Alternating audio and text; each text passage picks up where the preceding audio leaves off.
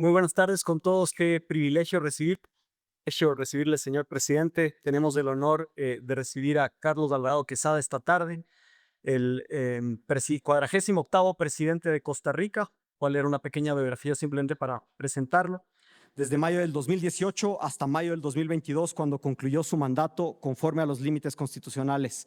Durante su gobierno, Costa Rica contribuyó a los esfuerzos globales para combatir el cambio climático y defendió los derechos humanos, la democracia y el multilateralismo.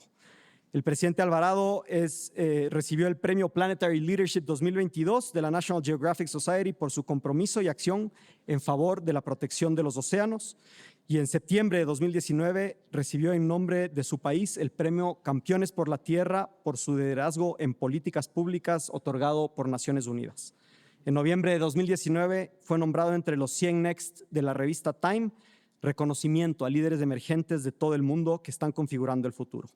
Actualmente es profesor en la Escuela de Derecho y Diplomacia Fletcher de la Universidad de Tufts en Boston y miembro de la junta directiva del Rockefeller Brothers Fund.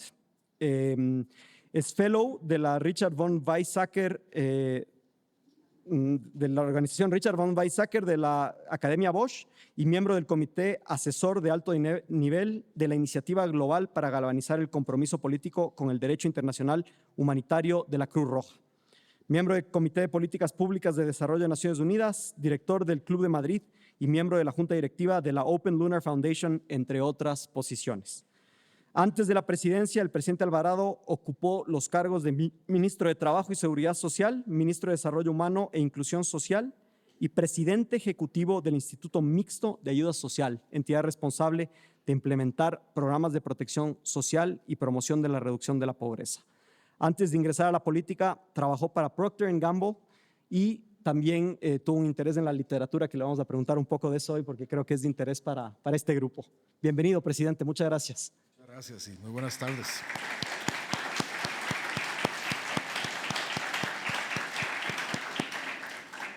Bueno, la idea de esta tarde, como nos ha pedido el presidente, es tener una conversación distendida, informal, de cercanía con ustedes, queridos estudiantes y docentes y miembros de la comunidad.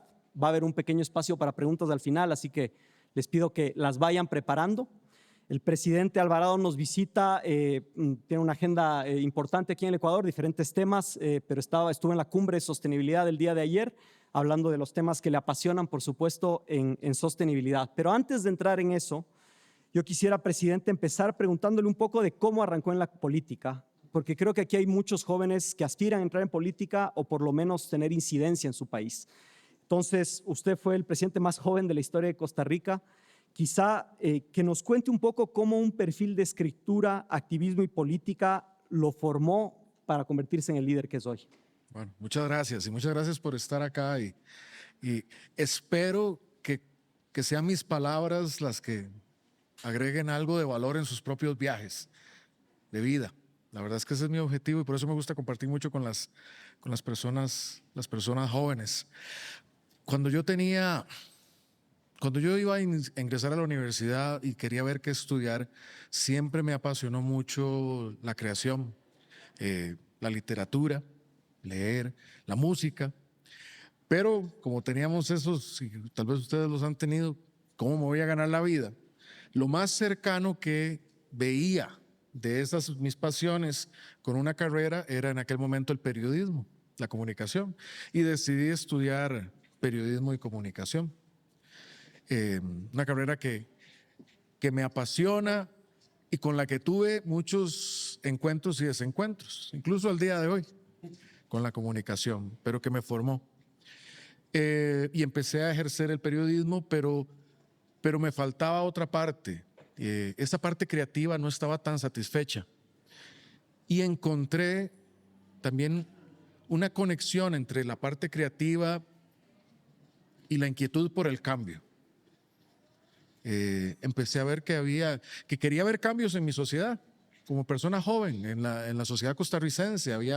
Veía cosas que no me parecían y no me sentía satisfecho. Y yo me preguntaba, bueno, ¿cómo puedo yo contribuir a esto? Y vi una conexión entre esa vocación creativa, musical o literaria, con el espacio público como un espacio de creación de cambio.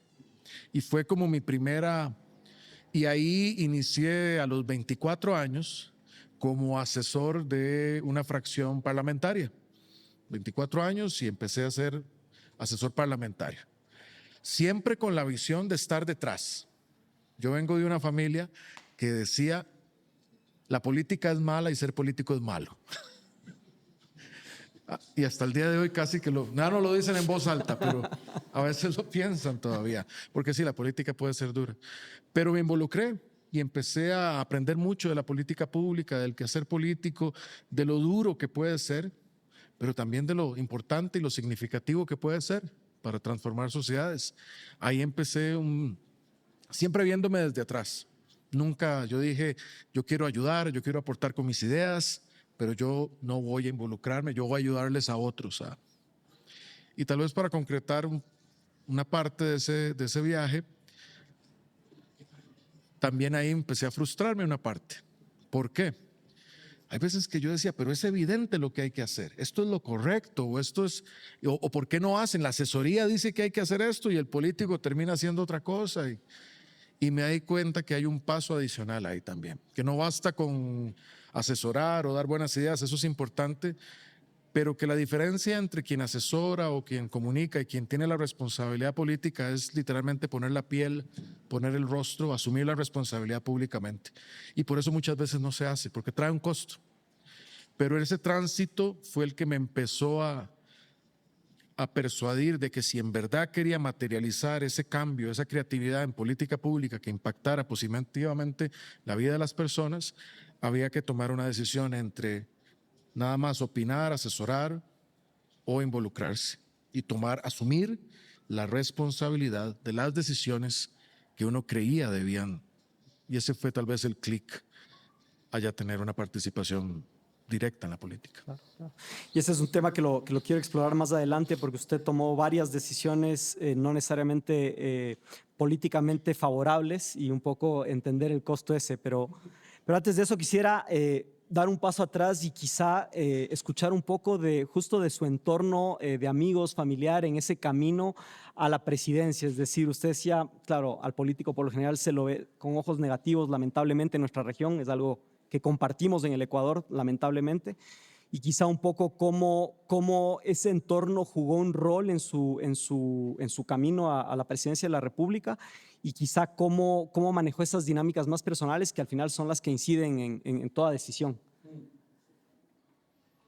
Bueno, creo que hay una cosa que es importante. No todas las personas tienen que necesariamente involucrar, no es para todas las personas, y eso es normal y está bien, que se involucren directamente en la política. Lo que sí es importante es que sí todos tenemos, de donde estamos y de donde fungimos, tenemos una responsabilidad ciudadana, de honestidad, de hacer bien las cosas, de ser éticos, de votar, de pagar impuestos. Todos tenemos esa responsabilidad, pero el político más porque también tiene que generar un estándar de ejemplo. Pero lo viví muy de cerca. Yo estoy muy cercano con mis amigos de colegio, es mi grupo hasta el día de hoy, varias décadas después, y ellos me veían como raro. Era como, incluso mi núcleo familiar a veces, gente muy cercana me decía, bueno, vaya, déjelo que experimente, que ya volverá. Y tengo amigos muy queridos, cercanos, que se desarrollaron ingenieros, médicos, y fue una decisión de vida, pero yo también aprendí conociendo, explorándome, porque también es un viaje de conocimiento personal. Por las cosas de la vida, yo estudié en Inglaterra, estudié políticas públicas, después de haber sido asesor, venía con un título de una universidad de Inglaterra y yo decía, pues ahora que me va a contratar. Y pasé casi un año buscando empleo. Para que vean que también esas son cosas de formas de carácter de la vida. Y curiosamente ahí entré a trabajar a Procter & Gamble. Cuando muchas de las instituciones que yo pensé, imagínense, la Cruz Roja, apliqué no sé cuántas veces, ahora estoy en la junta no les he dicho cuántas veces apliqué y no. Mi sueño, por ejemplo, ir a trabajar a Haití. No me escogieron. Y quien sí me escogió fue Procter & Gamble, una empresa multinacional. Y empecé a trabajar en Procter & Gamble y una de las primeras cosas que fue muy impresionante fue ver cómo una empresa multinacional tenía un modelo de liderazgo para vender productos que a veces era mucho más serio que los procesos de política pública que yo veía para temas de salud pública en un congreso. Yo decía, ¿cómo es que hay estos estándares para hacer las cosas, para vender literalmente jabón y para cosas delicadas de la ciudadanía? A veces no tenemos ese mismo. Eso me empezó a generar contradicción, pero me empecé a conocer a mí mismo en el sentido de que si bien había una carrera económicamente muy sólida acá, con un gran futuro, eso no llenaba mi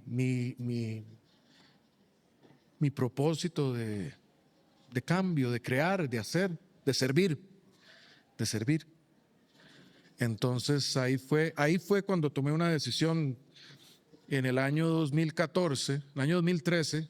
Mi hijo tenía un mes de nacido, vivíamos en Panamá, recién nacido, y el candidato que había sido mi profesor en la universidad me llamó y me dijo, quiero que te unas a mi equipo de campaña. Y yo le dije, de primero le dije no, porque no me ha gustado cómo se han tomado ciertas decisiones, volviendo al tema de asesorar y tomar decisiones.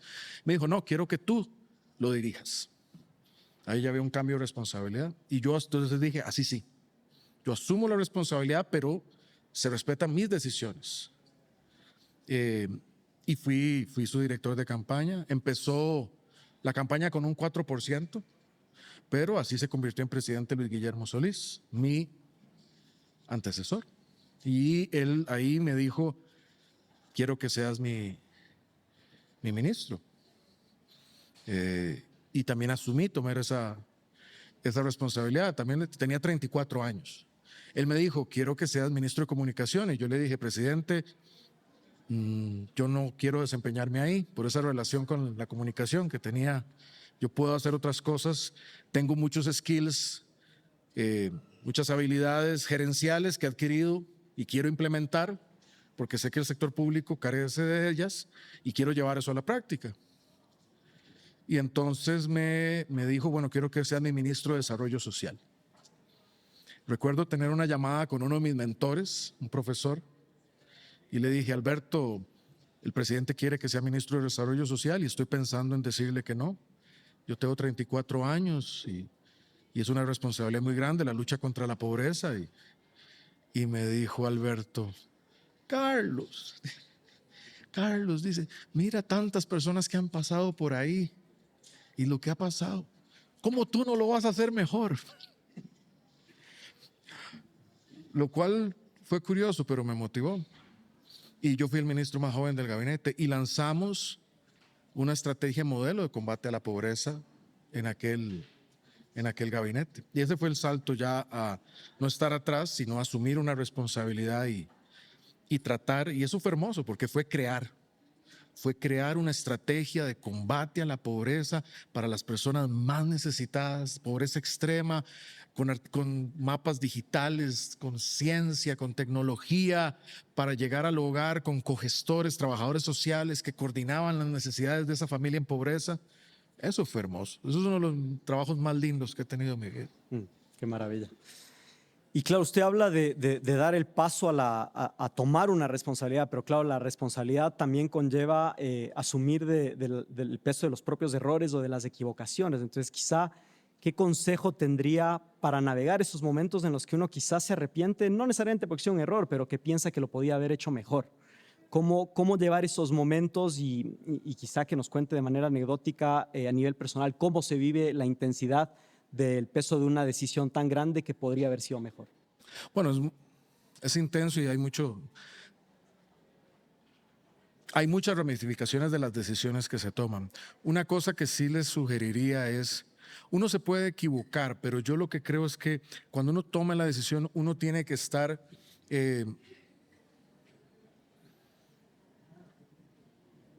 actuando en lo mejor de sus capacidades.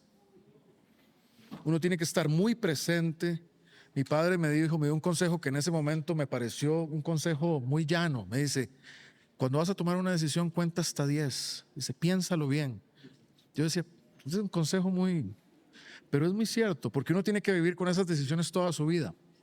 Entonces, uno, frente a esa decisión, estar muy consciente de sus ramificaciones. Generalmente las decisiones difíciles es entre dos opciones que no son claramente, o varias opciones entre que no se distingue, y uno tiene que optimizar qué es lo mejor y para quién.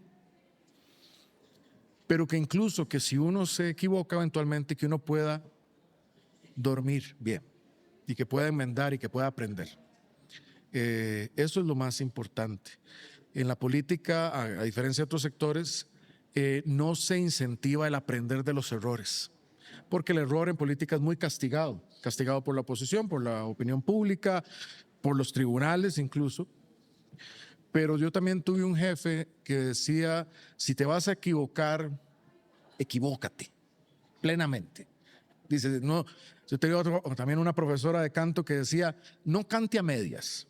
Si va a cantar, cante, délo todo. Y aún así, si desafina, usted está dando lo mejor de sí y eso se nota. Lo peor es cuando usted no está seguro y titubea. Pero de ahí es de donde se aprende. Y hay que aprender y hay que, porque además el error es lo que permite crecer. Quien no se equivoca no crece. Y eso es un problema en la política. Está completamente desincentivado reconocer errores o crecer como sociedad. Y estamos en una etapa que la gente joven está aprendiendo cuál es su ruta. Entonces está bien equivocarse a veces y está bien ser dulce con uno mismo. A veces uno se equivoca y uno es su peor enemigo, uno se juzga muy duro, uno se castiga. Hay que también aprender a decir, no, estoy creciendo, estoy aprendiendo y salir adelante. Nadie, como dice y esto pues suena también muy cliché, pero es muy cierto, el tema no es caerse, el tema es levantarse y seguir adelante. Ese es el verdadero tema. Quien nunca se ha caído es que nunca ha hecho nada o nunca ha ido a ninguna parte. El tema es levantarse y seguir adelante. Ese es el tema. Fantástico. Y hablando de decisiones, quisiera indagar en dos decisiones que marcaron su presidencia y que entiendo que es un tema que a usted le apasiona y para conocimiento del público.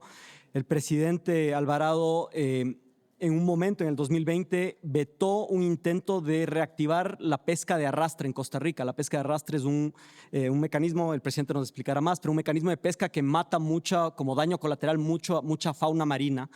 Y claro, esa fue una decisión que seguramente no tenía beneficios inmediatos, pero que usted los veía en el largo plazo. Lo mismo con el plan de descarbonización. El presidente Alvarado convirtió a Costa Rica en pionero mundial con un plan de descarbonización para el 2050, tener emisiones netas cero de carbono. Dos decisiones que, como le decía en su momento, quizá no había un beneficio inmediato. Y usted sabe que en las democracias, obviamente, la gente vive por ciclos electorales, a 4 años, a 5 años. Entonces, la pregunta va, ¿cómo unir fuerzas políticas? ¿Cómo convencer a los aliados de montarse un plan así cuando los beneficios políticos no son necesariamente inmediatos, pero las convicciones son claras? El ejercicio político es un ejercicio es un ejercicio público de comunicación y conectar con los otros y las otras. Hoy yo creo que vivimos una política muy polarizante donde lo que se incentiva es nada más conectar con quienes piensan como yo pienso. Y eso polariza mucho. Pero la política, si tenemos un parlamento, o si distribuimos el poder es casualmente para que los distintos sectores de una sociedad, que son distintos, puedan llegar a acuerdos mínimos, a consensos, a votaciones de mayoría que respeten minorías para sacar adelante una sociedad. Eso es una democracia más allá de solo el ejercicio de votar. A mí me tocó hacer un gobierno de unidad nacional. Yo tenía solo 10 congresistas en un parlamento de 57. Tenía un gabinete multipartidista que iba desde una ministra del Partido Comunista hasta ministros del partido de centro derecha, con todo lo de medio, casualmente porque necesitamos aprobar una ley de reforma fiscal, lo más impopular que hay, pero para que el país no quebrara. Y se logró hacer. Y se logró hacer llevando un gran costo político, pero eso era lo correcto, creo yo. Tanto así que el país no quebró y y mantiene una situación sólida hasta el día de hoy. En el tema de la pesca de arrastre, pues lo más fácil hubiera sido aprobar la ley y que pasara. La pesca de arrastre es una metodología en la cual los barcos tienen unas redes que van hasta el fondo del mar, arrastran todo el fondo marino, todo lo que hay, suben las redes, descargan, toman algunos elementos comerciables y el resto lo botan. Pero eso tiene impactos terribles en los ecosistemas, destruye los ecosistemas, tiene una huella de carbono terrible, es como una industria de contaminante porque ahí hay un gran repositorio de carbón en el suelo marino depositado que se libera a la atmósfera. Tiene efectos nocivos para la pesca porque destruye la cadena alimenticia, entonces los pescadores artesanales ven reducidas las tallas, en fin, pero no obstante se daba en una zona del país con un problema de empleo muy grave y esa era una de las fuentes de empleo. Desde antes había habido fallos constitucionales que decían que era nocivo para el ambiente y había un proyecto de ley de la mayoría legislativa que estaba a favor de revivirlo porque había un grupo de esta comunidad que apoyaba eso. Era un tema muy complicado. El resto de la sociedad obviamente viendo el impacto no necesariamente, pero era entre un interés muy concreto y un interés difuso. Y lo fácil hubiera sido simplemente dejar pasar la ley y conservar la coalición en el Congreso de los votos y ver para el otro lado. Pero volviendo al tema de las decisiones difíciles, yo sí me examinaba, no estaba alineado mi mente con mis principios de que eso era lo mejor y que yo estaba violando mi responsabilidad. La ley se aprobó, pero yo la veté. Yo veté la ley y después no consiguieron los votos para resellar mi veto. Yo también llevé adelante un proyecto con el Banco Mundial de un crédito para generación de opciones pesqueras y porque uno tiene que dar esas soluciones también. No era suficiente simplemente vetar. Y fue una decisión muy difícil, muy polarizante al día de hoy. Mucha gente la apoya, mucha gente no me quiere mucho por eso. Pero así son las decisiones difíciles. Pero si yo me examino, es una decisión con la cual yo puedo dormir tranquilo porque viendo cómo se abordó la situación era para el interés superior del país, de las futuras generaciones, del ambiente, incluso porque aunque daba una fuente de empleo, no era una fuente de empleo sostenible, porque eventualmente iba a acabar con el Golfo y se iba a acabar esa misma actividad económica, pero es muy complicado. Totalmente, y quizá aquí pasando un poco ya al contexto ecuatoriano, Ecuador y Costa Rica comparten muchas cosas, son países relativamente pequeños en Latinoamérica, ambos países democráticos, nos une una frontera marítima, pero claro, desde Ecuador vemos a Costa Rica con ojos de admiración, una democracia sólida, una economía boyante, un Estado de Derecho que se ha sostenido en el tiempo a pesar de las dificultades. Y a la vez usted en estos días ha tenido la oportunidad de ver más de cerca, porque sé que es un gran conocedor de nuestro país, pero ha podido ver más de cerca el estado del Ecuador. Y lo que le quisiera preguntar ahora es quizá qué consejo le daría al Ecuador en términos de proteger su democracia y sobre todo encaminarnos hacia esa conservación que admiramos tanto de Costa Rica y que en buena parte es fruto de sus decisiones. Entonces, quizá un poco una reflexión sobre lo que he visto estos días en el Ecuador y un consejo desde un país que, como le decía, nosotros admiramos muchísimo.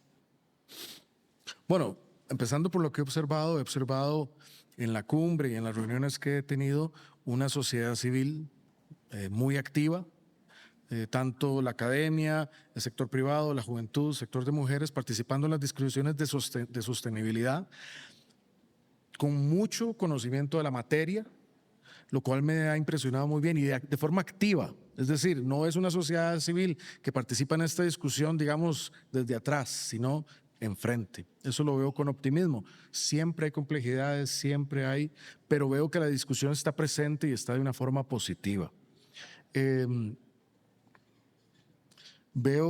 Tenía varios años de no estar en Quito, veo un Quito muy diferente al que conocía antes, con un metro envidiable, con espacios públicos recuperados. Entonces, hay veces que cuando uno está en su propio país no nota ciertas de esas cosas. Eso yo lo he visto cambiar para bien, para bien. Y veo, con las dificultades que tenemos en toda la región, veo una sociedad que, si bien con esas dificultades procura formas de avanzar, por ejemplo, en los temas de seguridad, que es un tema que no solo afecta a Ecuador ahora, afecta a toda la región, y que hay discusiones válidas de cómo enfrentarlo. Yo procuro ser muy respetuoso de no dar consejos. Yo, una charla que suelo dar es, porque me lo piden, es contar la historia de por qué y cómo Costa Rica abolió el ejército. Costa Rica eliminó las Fuerzas Armadas en 1948, no tenemos ejército. Y esos recursos se usan en educación y en salud. Pero yo al final de esa charla siempre digo, ¿cuál es la moraleja o cuál es el ejemplo de la historia? El ejemplo de la historia no es eliminen su ejército, esa no es. Lo que yo digo que es la moraleja es que hay rutas creativas diferentes, únicas, que cada país puede implementar para procurar su bienestar. No hay que… Yo me fui a estudiar a Inglaterra pensando que allá iba a encontrar las fórmulas del desarrollo y que las iba a traer a mi país. Y cuando llegué allá, les cuento una anécdota. Estaba en un salón como este y había un profesor, Sir Richard Jolley, que había sido del estado de uno de los trabajadores en fundar el informe de desarrollo humano de las Naciones Unidas. Y en aquella clase, Sir Richard Jolley dice, bueno, hay un país que rankea muy bien en educación, salud, longevidad. Es un país muy pequeño de Centroamérica que abolió el ejército. Yo decía, y él dijo, ¿alguien sabe quién es? Y yo levanté la mano y me dice, ¿usted sabe quién es? Y dice, no, yo soy de ahí, le decía yo. Y eso fue una gran lección de vida. Ecuador ha dado grandes lecciones recientemente también. Y yo no sé si ustedes, porque también a veces las malas noticias son las que nos consumen. Junto el trabajo que hizo Panamá, Colombia, Costa Rica y Ecuador en la protección marina, es probablemente uno de los mensajes más esperanzadores que se ha dado en materia ambiental en los últimos 10 años, con la protección de las áreas oceánicas en el Pacífico, en cuentas de la isla Galápagos y su alrededor. Es de lo más, porque partiendo del principio de que todo lo que nosotros somos, respiramos, tomamos, consumimos, usamos, viene de la naturaleza, necesitamos preservar al menos 30% de los ecosistemas naturales para que haya vida para las futuras generaciones. Bueno, esa protección que hicieron nuestros países demostraron la ruta para hacerlo. Similar lo hizo el pueblo ecuatoriano en el referéndum con la materia de la protección del parque en el norte. Se me escapa el nombre en este momento. Y eso es una noticia que trascendió en el mundo. Eso es lo que los pueblos son capaces de hacer. Pero los pueblos, cuando sus ciudadanos participan, cuando crean sus soluciones, las soluciones no están en el Banco Mundial las soluciones no están en otras universidades fuera de acá, que hay luminarias allá, no, están aquí están. ¿Cuál es el verdadero poder? Y ahí los tiempos actuales nos juegan chueco, porque asociamos el poder con los millones de dólares, asociamos el poder con el poder militar, asociamos el poder con el poder mediático, el poder de tenernos conectados. Pero revisen en la historia quiénes han en verdad transformado muchas cosas, y es la gente que tiene poder en sus ideas, en sus convicciones, en la perseverancia. Esa es la gente. A mí uno de mis héroes es Nelson Mandela.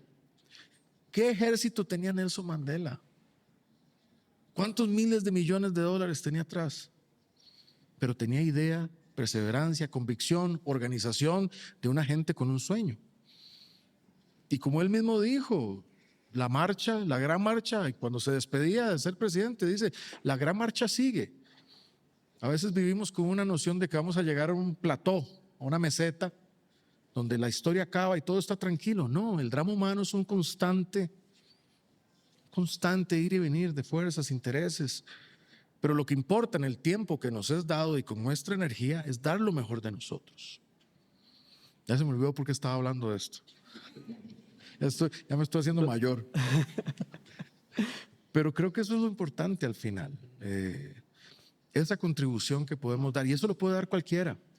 La lección es que lo que importa es tener tiempo en este mundo, energía, ideas, determinación Y eso hace posibles las cosas. Y lo hace aquí en Ecuador y en Costa Rica y en cualquier parte del mundo.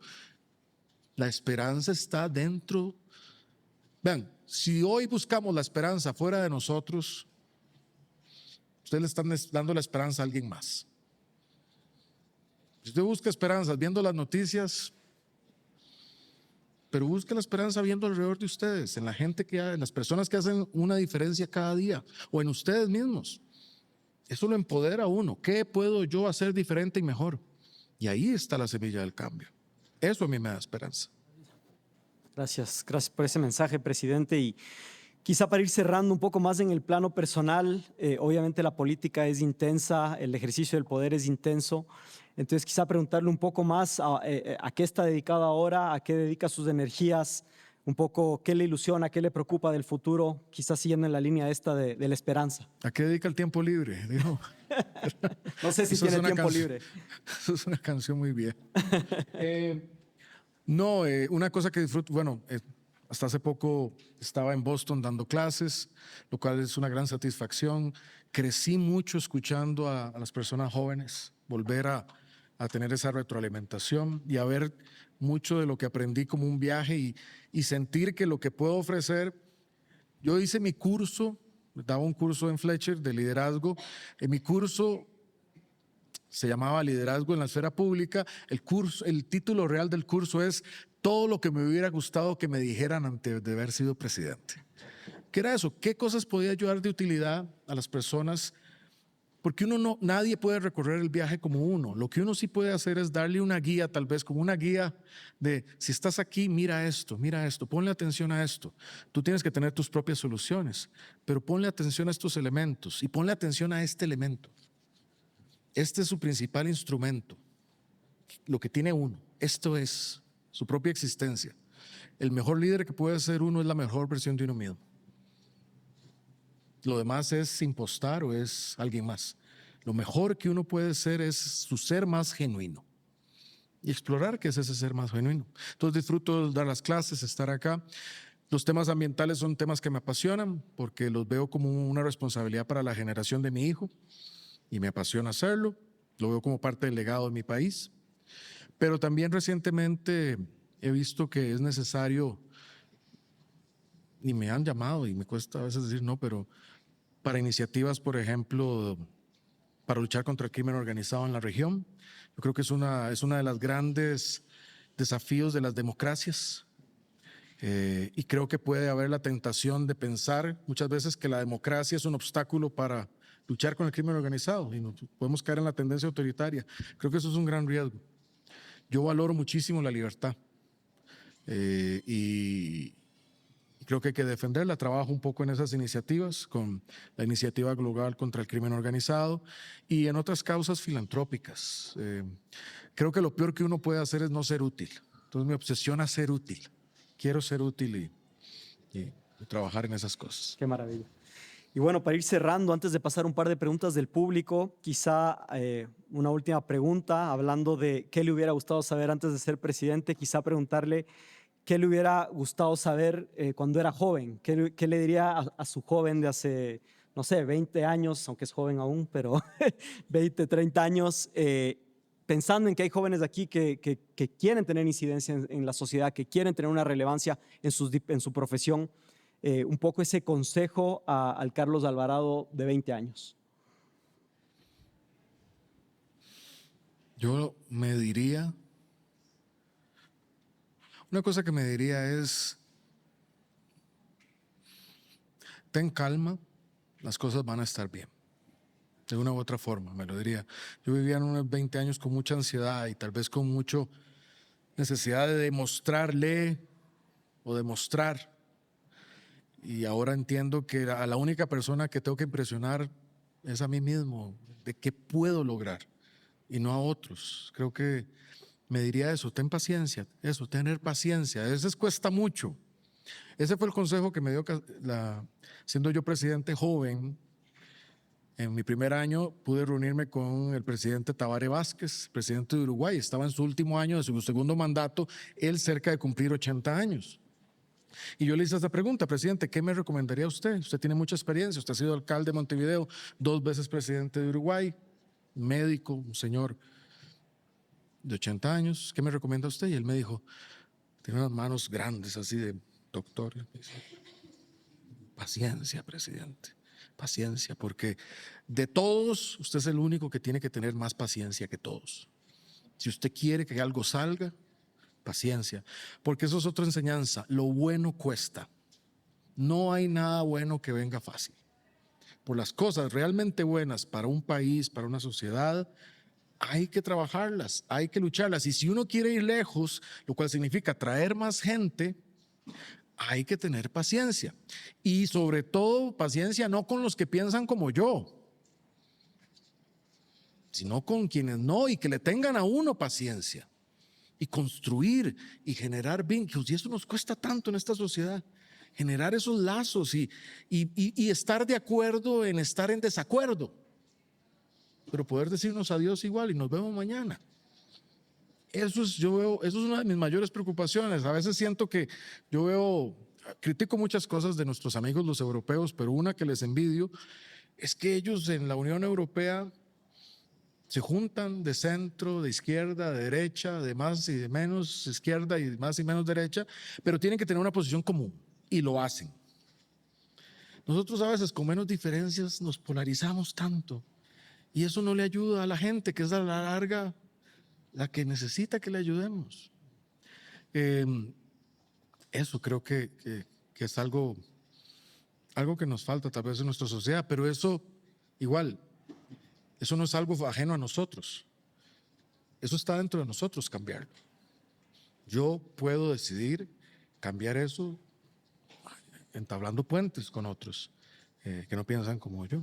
Pero sí, el consejo sería, las cosas van a estar bien, siempre se abren oportunidades, no tal vez como uno lo idealizó, pero incluso a veces como algo mejor. Sobre todo cuando uno es joven, hay mucha ansiedad sobre el futuro. Las cosas están bien, pero den lo mejor de ustedes, siempre. Y un poco de paciencia, pero eso se coge con... Yo ahora cuando me peino ya tengo más canas. Eso se aprende. Yo creo que también cosas buenas de mi presidencia fueron porque era impaciente y joven. Casualmente hubo cosas, y también hubo cosas que hice bien porque era impaciente y joven. Gracias, presidente. Bueno, ahora no sé si hay preguntas del público, quizá.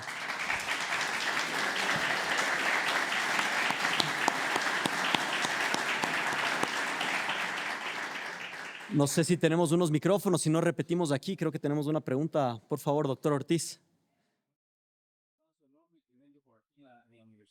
Universidad, con mucho cariño. Muchas gracias. Le acogemos. Tengo algo en común. Yo soy Cherenin también. Entonces sé que somos becarios en ese sentido y es una pregunta que puede tener dos respuestas. La primera es que ¿cómo ese salto en la beca Chevening puede potenciar una carrera política tan exitosa? Y en la misma pregunta, ¿qué hay que estudiar? Y cuántas veces se pueda y cuánto se puede. Si yo tengo 3 maestrías y un PhD y digo que yo quisiera hacer otra porque me extraño la vida universitaria. ¿Qué serán las preguntas, presidente? Gracias. No, ciertamente a mí me abrió muchas puertas poder estudiar afuera, pero también les comento, yo debí porque yo no podía pagar estudiar afuera, pero siempre quería. Entonces yo debí en aquel tiempo mandar unos 30, 40 sobres con todas mis aplicaciones a diferentes universidades y becas en el mundo.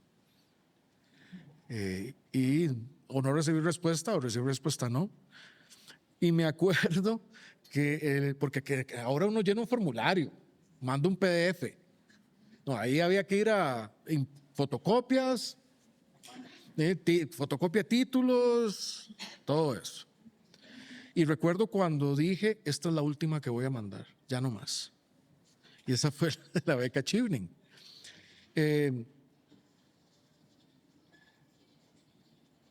También yo en la universidad fui muy buen y en el colegio fui muy buen alumno. Curiosamente en Inglaterra no, pero aprendí más.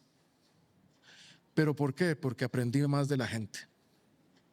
Y por eso la universidad es importante. A mí no me gusta cuando dicen yo dicto clases o yo lecture. Porque entonces eso lo puede hacer ChatGPT, Claude o cualquier video. ¿Cuál es el poder de la universidad? Título, no título. El poder de la universidad es esto. Vean, si somos francos, somos una persona con una mente, con una experiencia. El compartir con toda la demás gente, profesores que saben, gente académica, pero con todos los demás nos multiplica, nos expande, nos hace conocer más del mundo, de la vida. Ese es el valor de la universidad. También hay una tendencia a la educación, que yo combato respetuosamente, a uno, y en la política, a uno le enseñan a decir, yo hablo desde la verdad.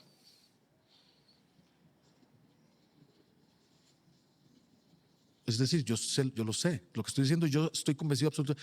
Bertrand Russell decía, el hombre más sabio tiene que dejar dentro de su propio argumento la capacidad de estar equivocado. Y eso es la universidad. Porque si todos pensamos exactamente igual, ¿qué estamos haciendo? Entonces, en la capacidad de estar todos acá y de disentir y de que mucha gente diga, está interesante lo que dice ese presidente, y otra gente diga, está equivocado, ahí está el germen real del crecimiento.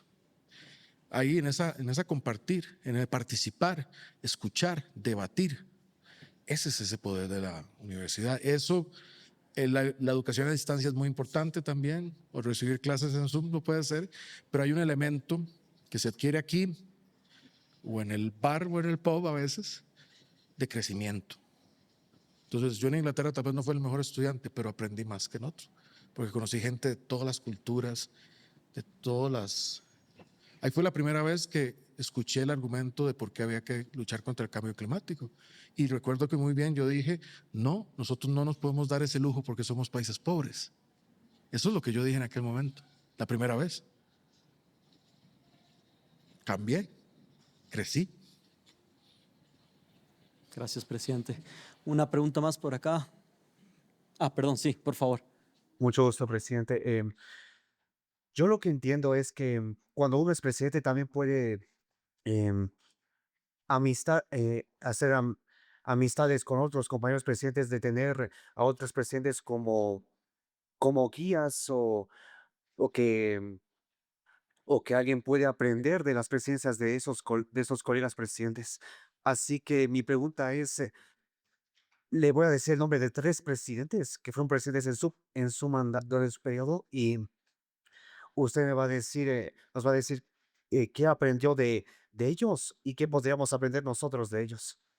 López Obrador de México, Nayib Bukele de El Salvador y Daniel Ortega de Nicaragua. Tal vez puedo tomar las dos y respondo. Sí, claro, para por que no favor, te así quedes cerramos de una vez. Sí. Pues, presidente, bueno, aquí es una pregunta un poquito más interna. Como joven se me gana esa duda.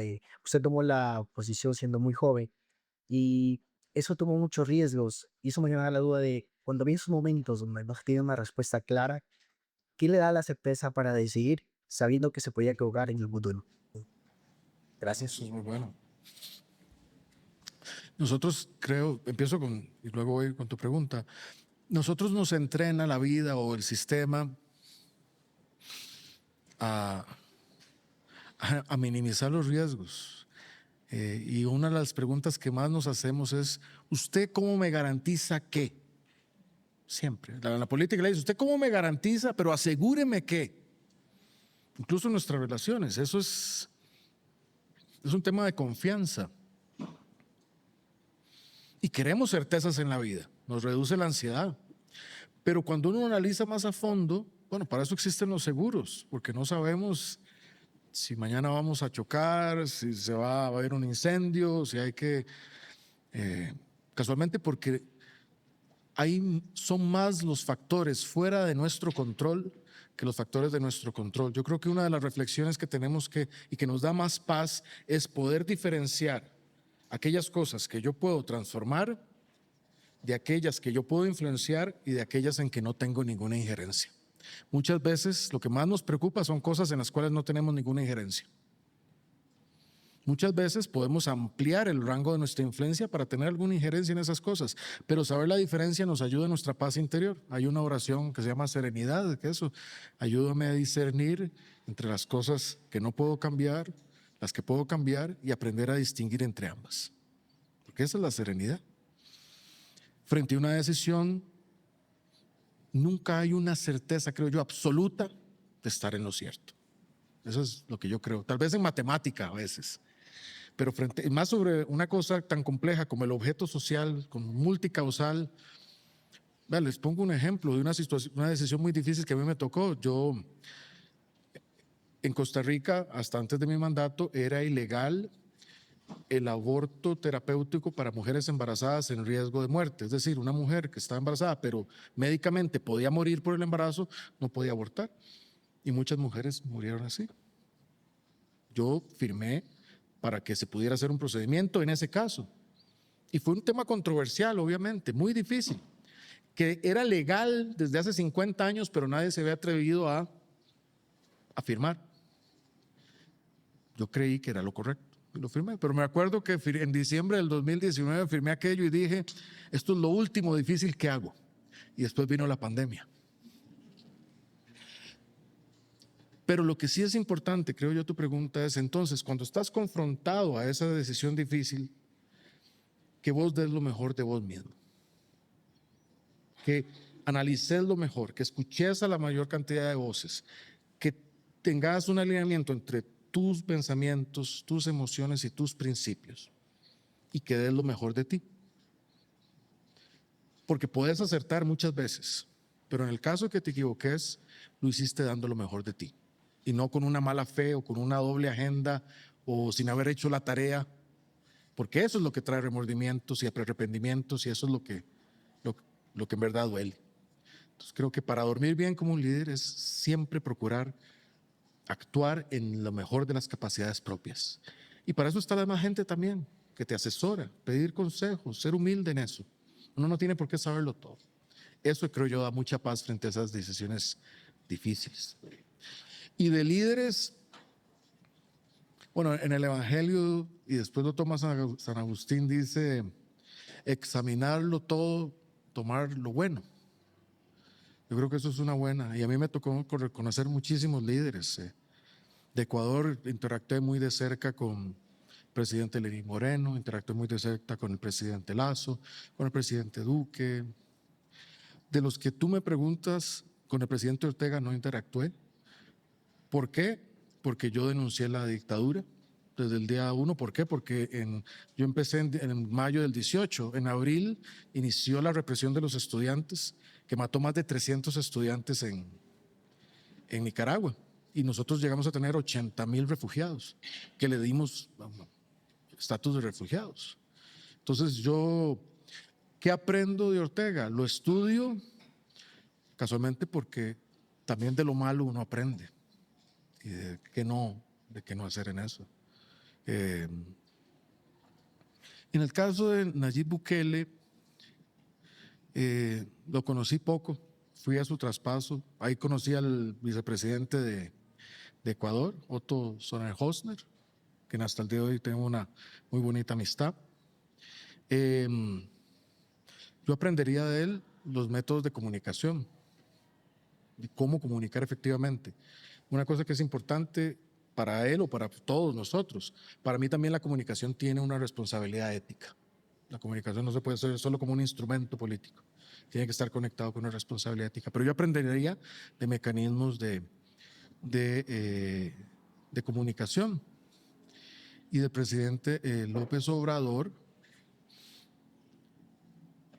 con quien tuve la oportunidad también de interactuar en algunas oportunidades, yo rescataría su interés por la historia. Es una persona que conoce mucho la historia de su país y se nota un amor profundo por su país, genuino, con lo que uno está de acuerdo y en desacuerdo. Pero una persona que estudia mucho. La historia no se repite, pero sí nos da muchas claves de cómo otros resolvieron dilemas políticos. Yo sí recomiendo estar abierto a general, y yo he incurrido en eso. Generalmente muchas veces que alguien piense diferente nos hace que detenernos. Creo que tenemos que ir con una visión más generosa y más segura de nosotros mismos. Con que alguien piense diferente no necesariamente nos va a cambiar a nosotros mismos. Pero sí, ese sería mi ensayo de mejor respuesta a tu pregunta. Bueno, yo quisiera cerrar reconociendo el privilegio que es tener un expresidente de la República aquí con nosotros y especialmente un presidente que dejó huella en nuestra región. Agradeciéndole, presidente, por la apertura que tuvo para compartir desde lo personal. Creo que nos deja lecciones invaluables, sobre todo para un público joven como el que tenemos aquí y que lo volvamos a recibir en Ecuador muy pronto. Muchísimas gracias. Muchas Un fuerte gracias. aplauso.